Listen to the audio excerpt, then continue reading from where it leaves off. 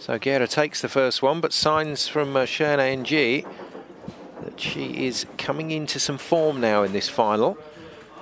Maybe just calming herself down after that initial pressure, that wonderful run of strikes from Guerra, setting up the 269 to take the first game.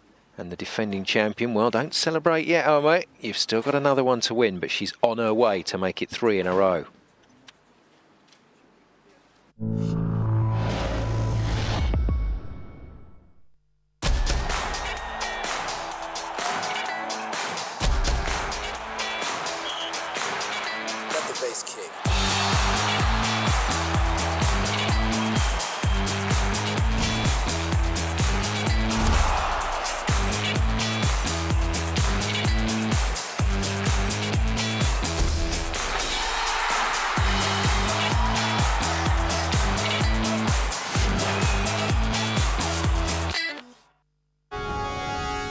Follow the score of your favorite team live and find the latest results and features with Eurosport's live score. Get Eurosport.com for your iPhone free. Every day sees full and expert coverage of sports news with dozens of articles and an easy one-stop video section that lets you live and relive the very best moments of sport. Follow all the scores, fixtures and tables live. Eurosport.com, the reference in sport apps available on the App Store. Eurosport Player is the multi-screen service of the Eurosport channels. With Eurosport Player, watch Eurosport and Eurosport 2 live on computer, smartphone and tablet through a single subscription. Watch your favourite events through the catch-up service. Also enjoy exclusive content through the bonus channels. Eurosport Player. All sports, all emotions.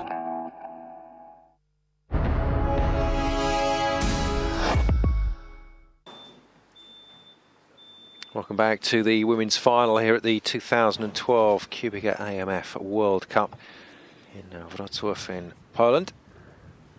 Fantastic bowling centre here, the Sky Bowling Centre. There's a real high-tech feel to the whole setup. And can we get a bit of old-school magic from Guerra to create a record which I think we're going to have to wait a long, long time to see equalled. 3 titles back-to-back on the World Cup. She and Jeanette Baker have managed to get 2 titles back-to-back, but this is to claim that record for herself and be out on her own.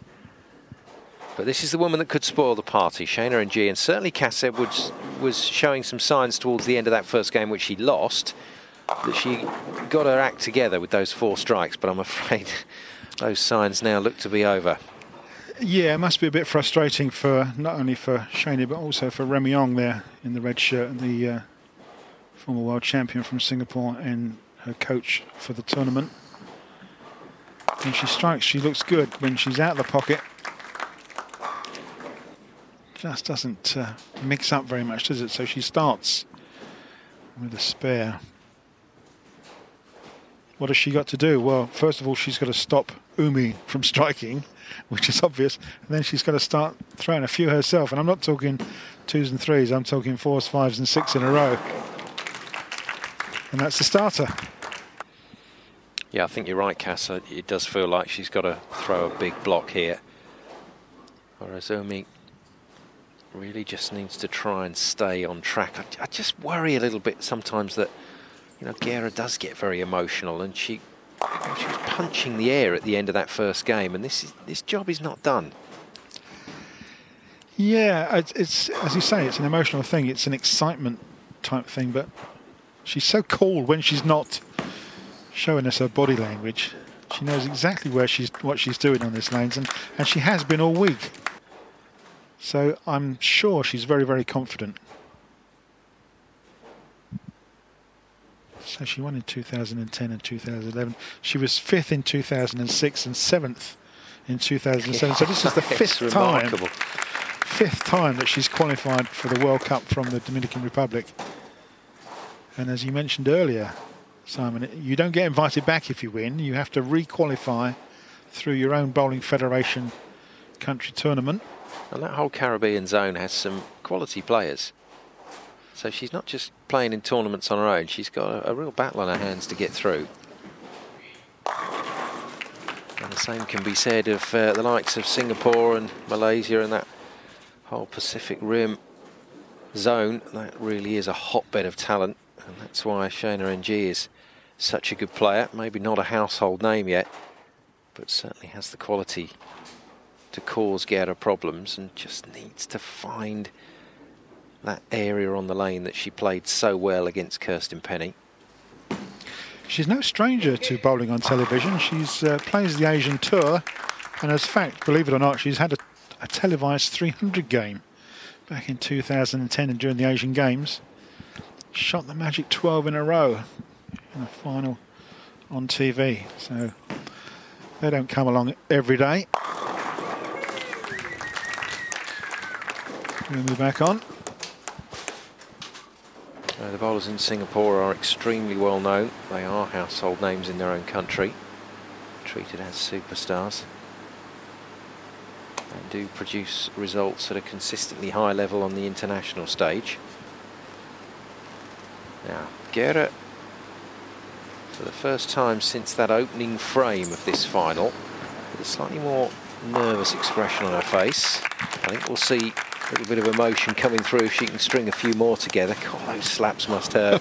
Poor old Craig. Poor Craig, yeah. Well, his bowling hand as well.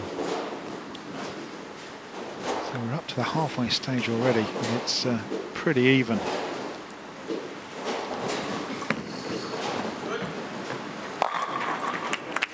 Now, to me, looks as if Shayna has just taken a tiny little move to her right. I wonder if she'll do that on the left-hand lane as well. It certainly worked for the right hand. Yeah, well, she may have noticed that the lane oil and lane conditioner's broken down a little bit, and it's a testing time. Oh, both corner pins out simultaneously. That would have just had the heart in the mouth for a second. Spares the 710. great all in one shot. Very clever. All in one shot. But the interesting thing is it's 4 strikes in a row. Well, that's what you said she had to do, Cass. Yeah, absolutely. But you've got to look out, because this little powerhouse is also looking to make 4 in a row here. It's all very, very close. It's a strike fest from both players. Now a double here for Guerra on this visit to add to the strikes that she already has would surely set it up. She is on for this 3 in a row. She really is.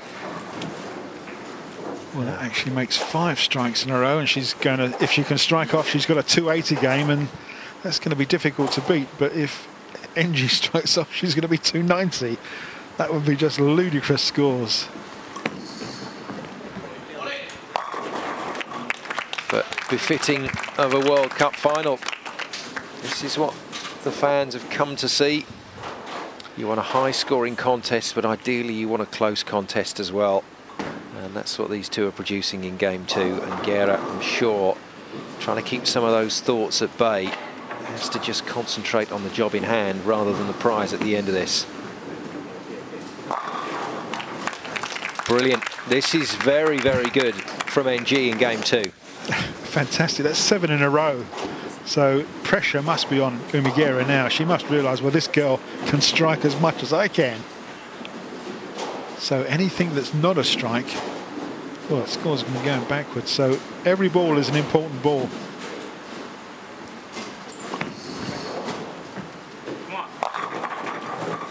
A shout from Woodhouse there. That was nearly a baby split. It was high through the face of the number 1 pin. It left the 4 and the 6 pin standing for a fraction. The 4 pin's gone, but it's a spare as well. 5 strikes in a row and a spare. And a full start because one of the cameramen was moving. Yeah, a little bit of movement. I mean, everybody's trying to do their job, but unfortunately from Guerra's point of view, that can be very, very off-putting indeed. And it is quite an unusual setup for this final. You've already mentioned about the lanes, Cass, but the way the crowd are around it and behind the glass panel, the way some of the VIPs as well are seated, this is quite a tricky environment to get used to for the final. And a little stick on the lane as well. So everything against Guerra there. She can strike off for 259. That's what the difference spare makes. She's up for the foundation frame. It's frame number 9. Shayna Ng sitting with 7 strikes in a row. Ooh, and again it's high through the head pin. Got a bit lucky there in the foundation. Honestly, Cass, I think Guerra was over-revving coming into this second game, and she's going to have to calm it down if it goes to 3. Shayna's still got to put the lid on this one, but I think this is going the distance. Well, that's striking the 9th, and that's 8 in a row. She's just got to keep the ball on the lanes, and she will actually can shut out Umi Guerra. Shayna can go 260 plus with a spare and a strike in the 10th frame. Not quite, left the 7. Smile from Clay Woodhouse confirms that Guerra is technically still in it. Something almost Remy-ong about this performance here from Shayna. We've seen Remy do this on a number of occasions. Very scientific with his approach to this sport. And he is a player that will dig himself out of trouble, find a line, and then strike it off the sheet for the win. Simon, 1 pin will be enough to shut out Umi Guerra, even if she can strike out.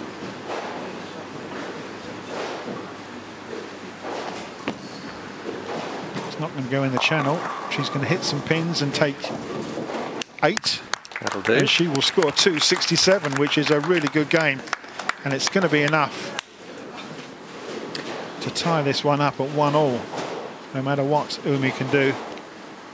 Guerra, as with all 10-pin bowling matches, will bowl this one to its conclusion, even though this particular game is dead. It is 1-all, but Guerra here, I think this is probably the most important part of this entire tournament for the Dominican Republic bowler. She's got to settle things down out on the lane. She was just getting a little carried away emotionally, and she's paid the price, and now it's back to square one. Simon, yeah, I couldn't agree more. I think you're absolutely spot on with that little bit of aggression that you're showing, which is okay, but there can be too much. And yes, she's using these last couple of frames, last couple of shots, just to relax herself. That she's still in the pocket. The line's good, and it's going to go to overtime. It will be 1-all, and everything to shoot for. Turned into a bit of a roller coaster ride, this one for Guerra. And as Cass Edwards says, we are evens heading into the 3rd and final game for this World Cup title. Coming up after the break, stay with us. In the heat of the crucible, the suffocating intensity of the silent struggle for world domination, where everyone's out to wrest the trophy from the rocket. Snooker World Championship, Saturday, live on Eurosport 2. Thursday nights, blow off some steam with a wicked bunch of mayhem. The best way to stay sane is just to go crazy. Go crazy every Thursday night on Eurosport 2.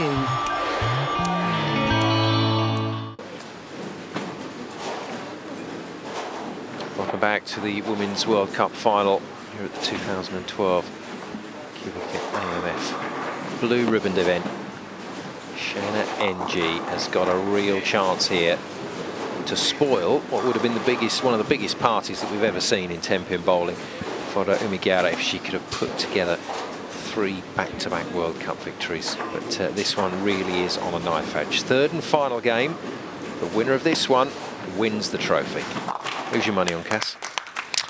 Well, Shayna has just shot an average of 242 for her last 4 games. It could be anybody's. Umi could have shot 200-300 games, believe it or not. It's all down to this one. Great start from Guerra, proving there why she has the quality to win this title for a 3rd time consecutively. Seemingly at the moment to have dealt with that little hiccup, and that's the problem when you get very emotional down on the lanes. There is sometimes a downside to that, which she experienced towards the end of game 2. Shaking her head, looking upset,